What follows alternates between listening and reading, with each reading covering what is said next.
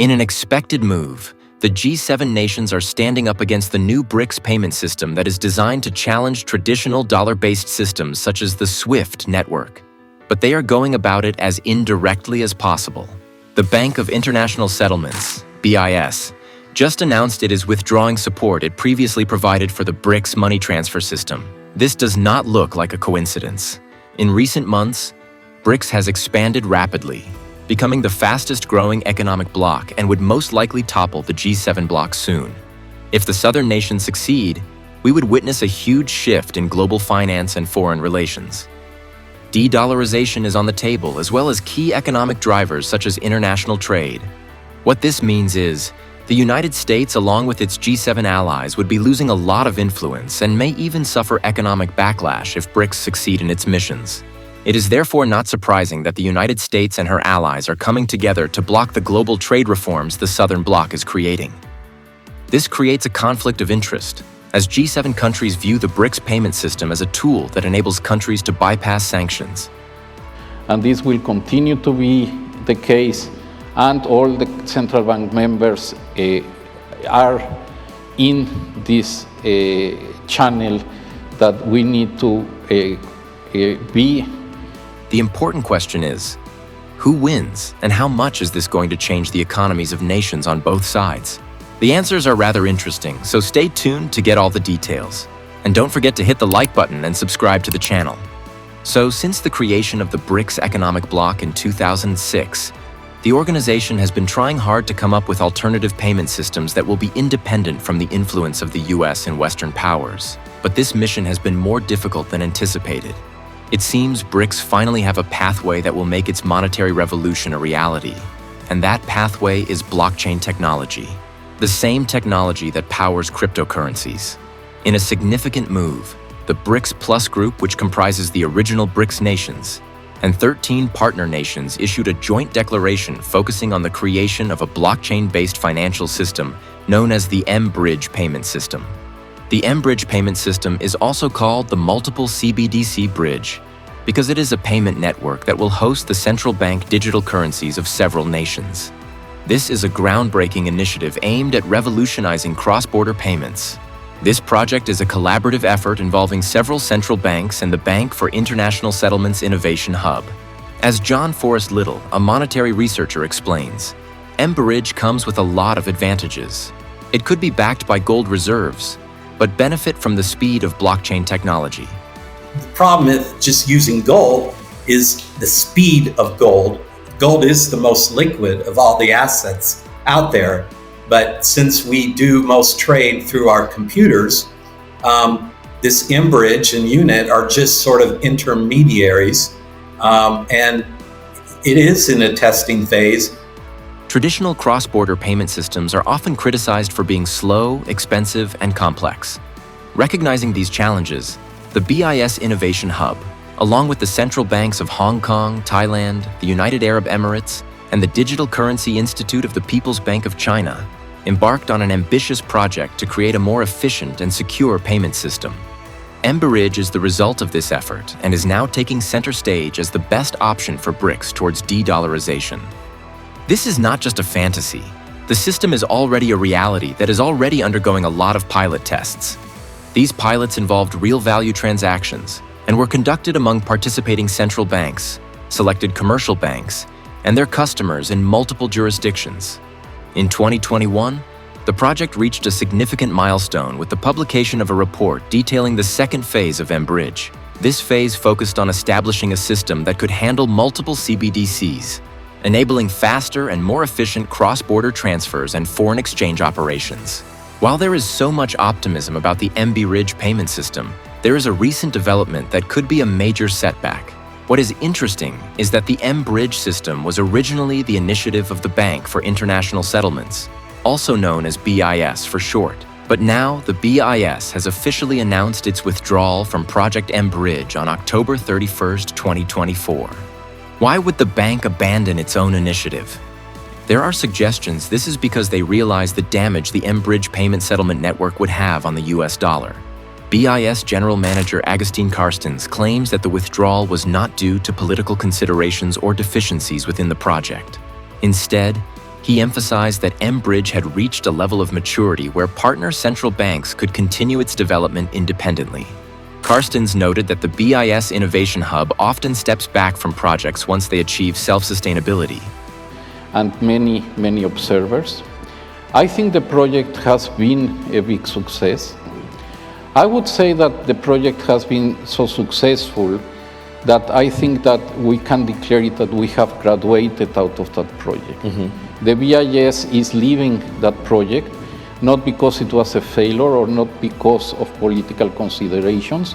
While the official reasons given for the withdrawal seem logical, it is also disturbing that this withdrawal is coming just a few days after the 2024 BRICS summit in Kazan, Russia. There is a lot of foreign policy politics involved in the global monetary systems than most people realize. On the part of the G7 bloc, there is a need to maintain the status quo because the current system gives them an advantage. This is why sanctions are possible and matter. But on the other side, countries that are not members of the Western Alliance are scared that their economies and financial systems are at risk if the United States and her allies have too much power over the global monetary setup. The Global South wants a decentralized monetary network that is fair and devoid of control from powerful nations. Unfortunately, the Bank of International Settlements has a lot at stake as it is caught in between the interests of the G7 nations and the BRICS Plus nations. Because the BIS is a network made of central banks, it matters a lot which currencies these central banks have as the bulk of their reserves. Right now, the currency that matters the most to the BIS is the US dollar. It remains the most dominant reserve currency, accounting for approximately 60% of global foreign exchange reserves. Its widespread use in international trade, finance, and as a safe haven asset during economic uncertainties means the BIS will do anything it takes to protect the US dollar. Right now, the mBridge network looks like it would pose a threat to the US dollar's dominance. Of the BRICS Plus nations, the Chinese renminbi, RMB, is the most powerful currency. The renminbi's share in global reserves is growing, though it still represents about 3%. China's economic rise and the People's Bank of China's policies are increasingly influential in BIS deliberations. The dominance of these currencies in central bank reserves means that the BIS must consider their stability, liquidity, and the economic policies of their respective central banks. This ensures that the BIS can effectively foster international monetary and financial cooperation. While it is a major blow to the BRICS nations that the BIS is backing out of supporting the mBridge payment system, it is also important to note that BRICS has many other options it can explore towards achieving de-dollarization. One of these options is China's digital currency-based payment. China has been at the forefront of digital currency development with its digital RMB or eRMB. The digital RMB pilot in Hong Kong allows international transactions that are not part of the mainstream system, such as the SWIFT network, which is controlled by the United States. And this yuan-based payment network is gaining recognition even with banks owned by the G7 nations. One of such banking partners is HSBC. What makes the digital RMB a potential replacement for the SWIFT network is the international network China is building around the currency. This network is known as China's Cross-Border Interbank Payment System, CIPS. Since its launch in 2015, China's cross-border interbank payment system has made remarkable progress. One of the major achievements of CIPS is its impressive growth in transaction volume. By 2022, CIPS was processing approximately 15,000 payments daily, averaging a daily transaction value of 343 billion yuan. The following year, CIPS handled 6.6 million transactions, totaling 123 trillion yuan or $17 trillion, proving a significant year-on-year increase in both transaction volume and value. This growth not only highlights the system's efficiency, but also demonstrates its potential as a robust alternative for global transactions. In terms of global reach, as of July 2024, CIPS had 150 direct participants and 1,400 indirect participants, spread across 117 countries and regions. This includes prominent financial institutions across Asia, Europe, Africa, North America, Oceania, and South America. With over 4,700 banking institutions integrated into its network, CIPS has become widely accepted within the global financial system. Its strategic importance has particularly been noted among countries seeking alternatives to the SWIFT system, such as those facing US sanctions, or those looking to diversify away from the US dollar. A broad range of nations and banks have joined CIPS, further indicating its acceptance and relevance in today's financial landscape. Participating countries span continents, while major banks such as the Bank of China and China's Industrial and Commercial Bank of China are joined by various international banks facilitating RMB transactions. While CIPS is impressive, it is nothing compared to the mBridge network that would have totally revolutionized the way international payments are settled. The pushback from the BIS against mBridge would most likely make things worse for the G7. One thing we have learned so far is that nations would find loopholes around sanctions and restrictions. The same thing is likely to happen if mBridge is blocked. US sanctions are becoming meaningless. Most political and foreign policy analysts admit that the world is no longer scared of sanctions because it has become something so common. Hearing and that I'm having discussions with people throughout the week is, have U.S. sanctions lost their potency? If I think about before the Iran deal was enacted and then ultimately scrapped, there was a pretty healthy fear in most pockets of the world of being on the wrong side of U.S. sanctions because the fines were substantial. The embarrassment was significant. With Russia, I'm not seeing the same fear. Venezuela, we continue to sanction from a U.S. standpoint. With this in view, it is safe to say that the blockage of mBridge will only make the BRICS nations more determined to drop the US dollar. This is evidenced by the increased demand for gold.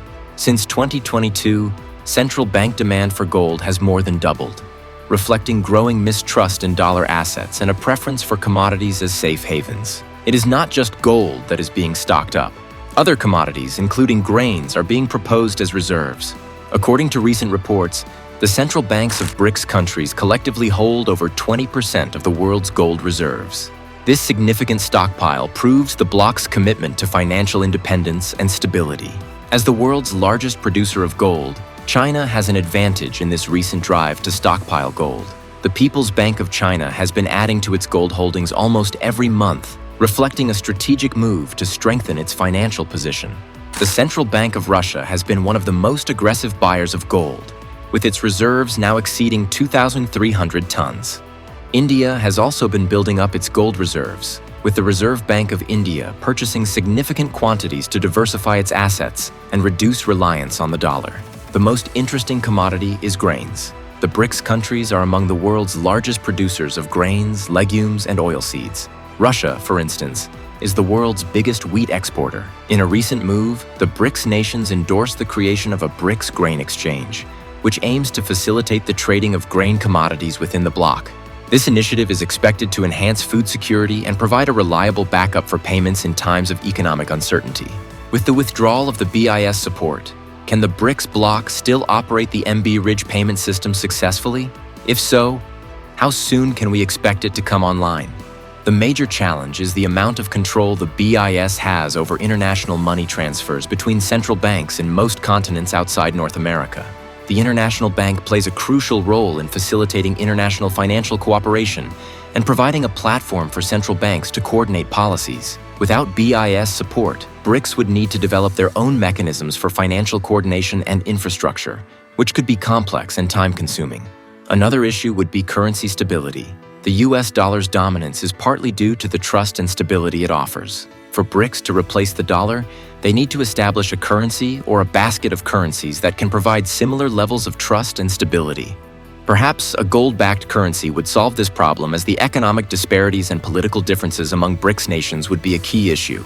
In the meantime, the main task is to hit the like button, subscribe, and turn on notifications so you don't miss future videos on the channel. Thank you for watching until the end. See you in the next video. Bye everyone.